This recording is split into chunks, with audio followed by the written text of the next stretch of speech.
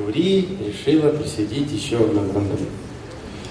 Но гран-при во имя изменений, так называемый гран-при for Change.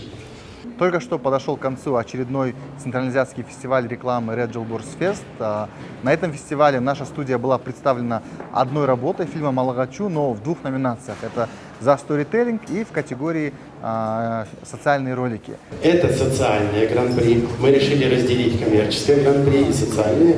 Работы с клиентом и работы именно с социумом.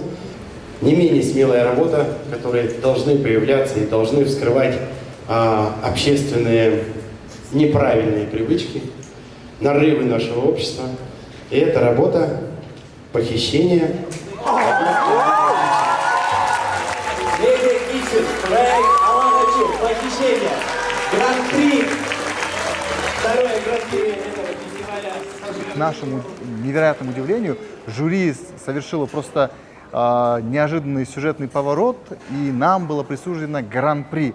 И для нас это, безусловно, просто невероятно шокирующая, очень приятная новость. И сейчас я тоже нахожусь немножко в таком легком, не легком, даже глубоком смятении, наверное. Фильм «Малагачу», наверное, для Кыргызстана это скорее нестандартный коммуникационный инструмент. Мы сняли не социальный ролик, а целый фильм. И в этом смысле мы очень благодарны нашим клиентам. Это программе развития ООН и Детскому фонду ООН.